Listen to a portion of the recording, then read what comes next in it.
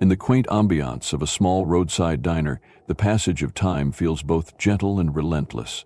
The diner, with its faded red awnings and well-worn wooden tables, stands as a quiet witness to countless everyday stories unfolding. The hum of the coffee machine, the clink of cutlery, and the soft murmur of regular customers create a backdrop of familiarity and solace amid daily struggles. Every corner of this establishment reveals layers of history, from creaking chairs and a chalkboard menu to a window that frames the sunrise over a sleepy town. Despite its modest appearance, the diner pulses with resilience and hope. It is here, amidst the routines and unspoken hardships, that Hellen, a determined single mother, quietly battles life's challenges. The setting embodies both the warmth of community and the harsh realities faced by hardworking Americans striving for a better tomorrow. This cherished haven remains a timeless beacon.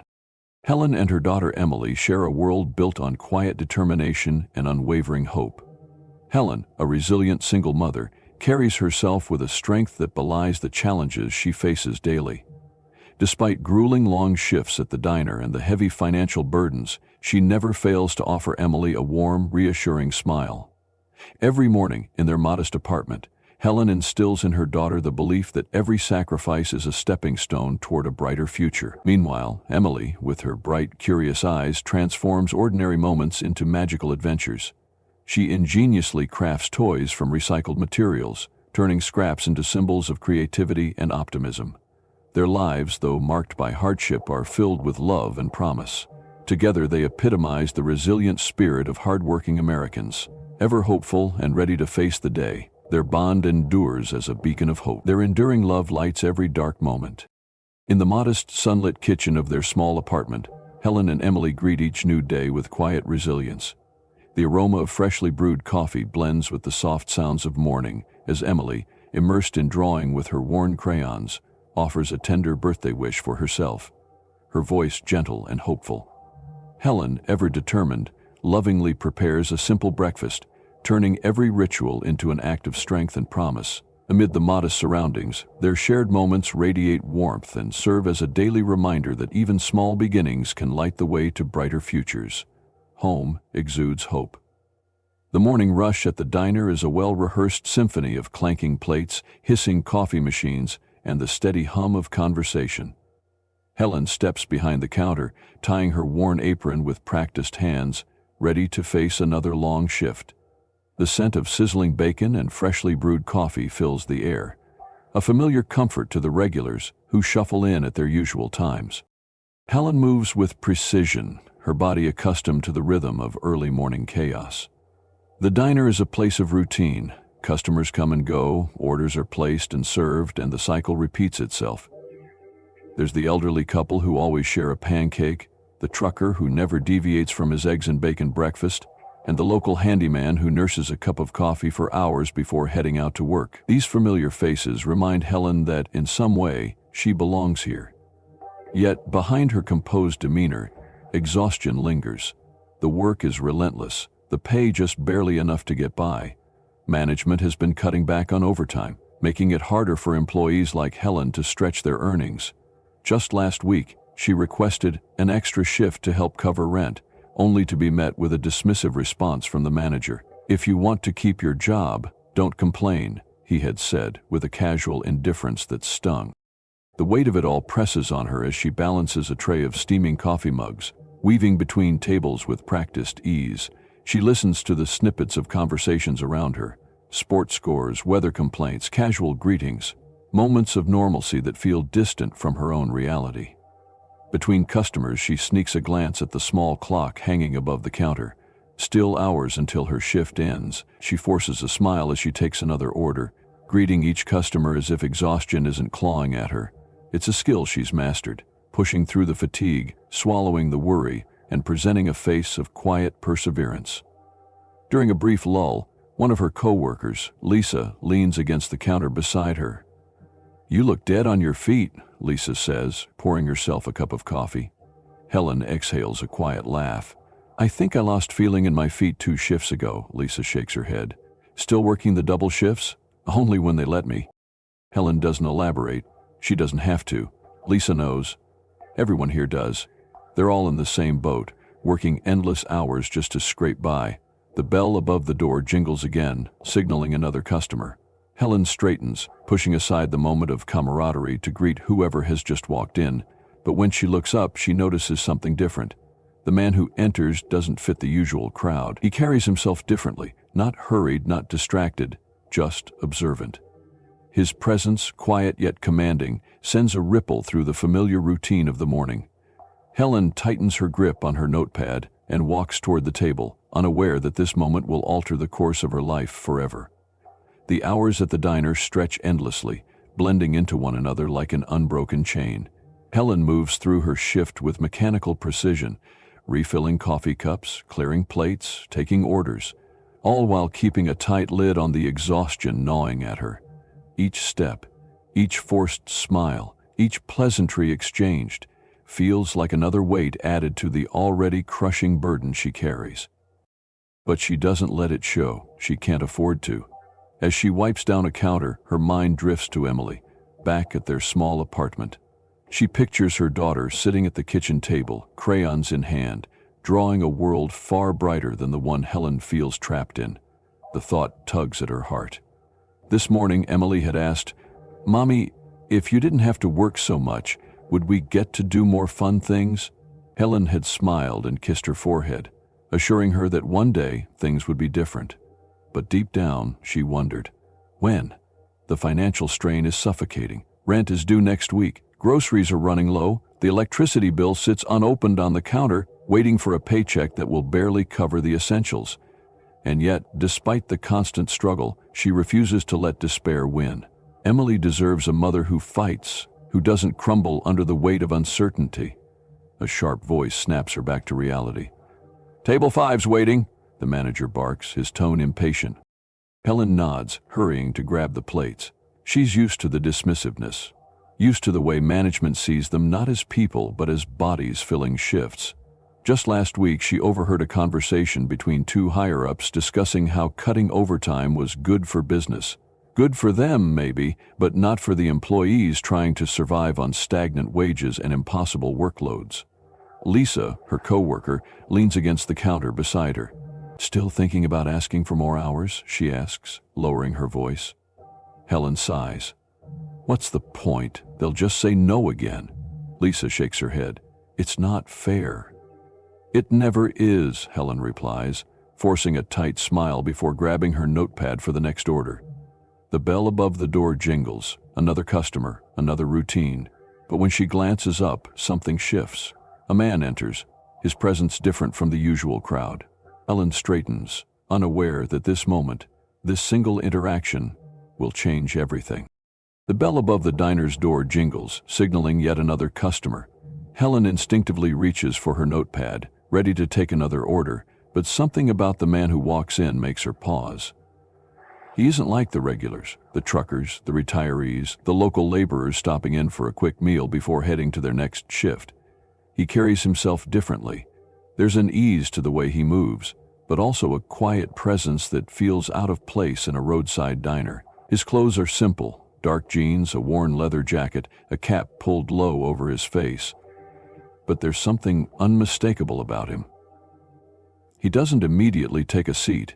Instead, he scans the diner, observing everything with a thoughtful gaze. His eyes, though partially shadowed by his cap, carry a depth that suggests he's seen more of life than most. Hellen watches him for a moment longer than she intends to. Something about him tugs at a memory she can't quite place, a sense of familiarity, though she's certain they've never met. The man finally selects a booth in the corner, settling in with the unhurried demeanor of someone who isn't in a rush. Unlike most customers who bury themselves in menus or their phones, he simply sits there, hands resting loosely on the table, as if waiting for something, or someone. Hellen exhales and tightens her grip on her notepad. Whatever this is, whoever he is, she has a job to do. And so she takes a steadying breath and walks toward his table, unaware that this single interaction will alter the course of her life forever. Hellen approaches the booth, pen and notepad in hand, slipping into her well-practiced routine. Yet, as she nears the man, there's an unease she can't shake, not from fear, but from the way his presence shifts the air around him. She stops by his table, offering the same polite but tired smile she gives every customer. "Good afternoon. What can I get for you?" The man looks up, his eyes meeting hers for the first time. They are kind but piercing, carrying a quiet weight that makes her feel seen. Really seen, for the first time in a long while. "A black coffee," he says, his voice deep yet gentle. "And some pancakes if they're any good." Hellen jots it down, nodding. "They're decent. Depends on how much syrup you drown them in." A faint smile tugs at the corner of his lips. "I'll take my chances." There's a pause, just a beat longer than normal. Something about the way he looks at her, like he's studying more than just the menu, makes Hellen shift slightly. "I'll be right back with that," she says, turning toward the kitchen, unaware that this brief exchange is only the beginning of something much bigger. Hellen returns with the man's coffee and pancakes, setting them down with the usual efficiency of someone who has done this 1,000 times before. "Enjoy," she says, her voice carrying the same practiced warmth she offers all customers. He nods in thanks but says little, stirring his coffee absent-mindedly as he watches the diner's quiet rhythm. Hellen moves on, tending to other tables, but every so often she feels his gaze, not intrusive, just observant. By the time she circles back, his booth is empty. The coffee cup sits half full, the pancakes barely touched. A crisp, white envelope rests beside the check. Frowning, she picks it up, expecting a note of complaint or perhaps a generous tip. But as she turns it over, she notices there's no name, no explanation, just her own curiosity growing with every second. Something about this feels different, and as she carefully opens the envelope, her hands tremble slightly, sensing that whatever is inside might change everything. Hellen turns the envelope over in her hands, hesitating before carefully sliding out its contents.